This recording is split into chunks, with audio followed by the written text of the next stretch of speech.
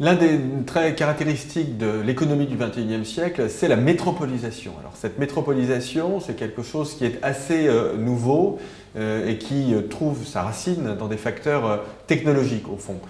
Cette grande mutation qu'on traverse aujourd'hui, ce qu'on appelle la troisième révolution industrielle, qui est celle de la convergence du numérique, de la robotique et de l'intelligence artificielle, elle a des effets géographiques. C'est quelque chose qui est souvent mal compris des opinions publiques, qui est un peu mal perçu, mal appréhendé par les élus, mais c'est tout à fait fondamental. Si je voulais résumer, au fond, je dirais que l'économie de la première et de la deuxième révolution industrielle, donc l'économie du 19e et du 20e siècle, elle diffusait ses effets géographiquement. L'économie de la troisième révolution industrielle, celle du numérique, de la robotique, de l'intelligence artificielle, elle ne fonctionne pas comme ça, elle fonctionne plutôt comme un aspirateur. C'est-à-dire que les entités de production qui sont les plus dynamiques, elles n'exportent pas géographiquement leur activité économique, mais elles ont plutôt tendance à attirer les richesses, elles attirent l'argent, elles attirent le capital physique, et puis elles attirent le capital humain, et notamment ce que les sociologues appellent les classes créatives, c'est-à-dire des gens qui vont être des entrepreneurs, des chercheurs, des gens qui sont dans le capital risque, des grandes universités aussi. Et bien, tout ce capital humain, il va avoir tendance à s'agglomérer vers des métropoles. Et c'est très important de comprendre ça, parce que c'est vraiment ça la racine, au fond, de la métropolisation, qui est quelque chose de consubstantiel à l'économie du XXIe siècle.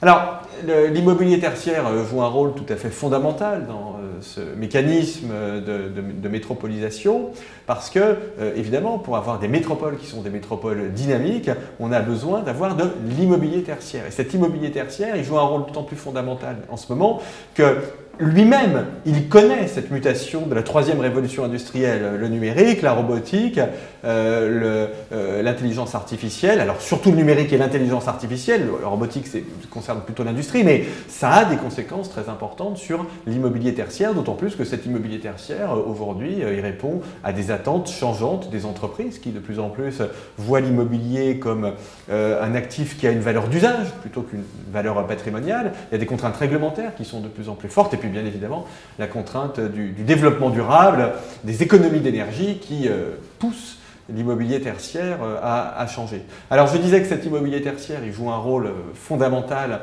dans cette nouvelle économie du XXIe siècle, celle de la métropolisation, parce que lui-même c'est un outil, c'est un facteur de production qui permet d'attirer les classes créatives.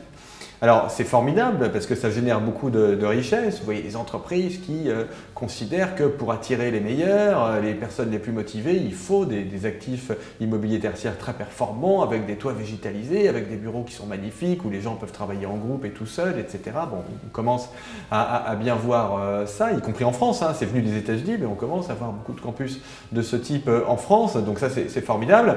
Alors ça peut aussi avoir un effet boule de neige sur la métropolisation, parce que l'immobilier tertiaire, en fait, il va là où sont les emplois. Et donc vous allez avoir des métropoles qui vont créer beaucoup d'emplois. L'immobilier tertiaire va se diriger en priorité vers ces métropoles. Et grâce à ces nouveaux actifs, on va attirer encore plus d'emplois. Donc vous voyez que ce phénomène de métropolisation, eh bien, il a tendance à s'accentuer.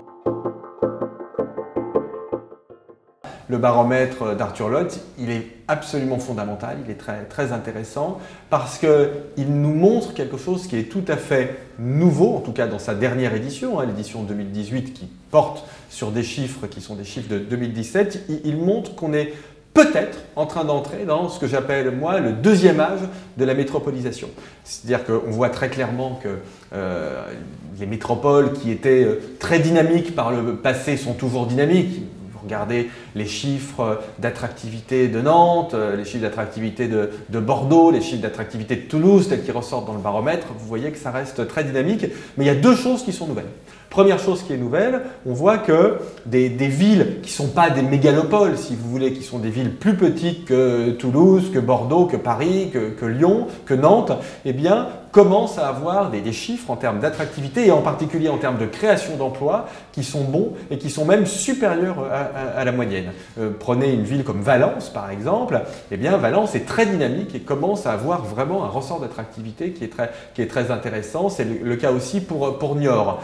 Donc on voit qu'au fond, on a un peu le sentiment que les métropoles sont arrivées ou commencent à arriver à saturation et ça laisse de la place pour l'émergence de villes, alors qui sont quand même d'assez grandes villes, mais qui arrivent aujourd'hui à attirer de l'activité économique et des emplois. La deuxième nouveauté, alors je suis un tout petit peu plus prudent, mais on voit aussi que ça commence à apparaître dans le baromètre, c'est le fait qu'on a des périphéries qui commencent à être plus dynamiques, pour une raison qui à mon avis est une raison simple, c'est que c'est en périphérie qu'on peut encore construire et donc on a encore un accès au logement qui reste à peu près normal. Le cœur des métropoles en termes d'accès au logement est devenu très compliqué. Et pour conclure, je pense que là, il y a un créneau qui est intéressant à prendre par les politiques publiques. Parce que évidemment les questions d'aménagement du territoire sont des questions qui, du point de vue politique, sont absolument centrales, parce qu'on ne peut pas avoir du développement économique et de l'emploi uniquement dans les métropoles. C'est quelque chose qui n'est pas possible et qui n'est pas souhaitable, d'autant plus qu'en France, on a une mobilité des personnes qui est plus faible que dans certains pays, en particulier avec les pays anglo-saxons, et donc il faut qu'on arrive à développer d'autres pôles d'activité. Et ce que l'on commence à voir grâce à ce baromètre dans les périphéries, dans les villes, dans les grandes villes moyennes, c'est quelque chose qui est très intéressant. Il faut vraiment que les pouvoirs publics se greffent là-dessus et accentuent ce phénomène parce que c'est quelque chose qui est très sain, qui est très positif en matière d'équilibre géographique pour l'ensemble du territoire.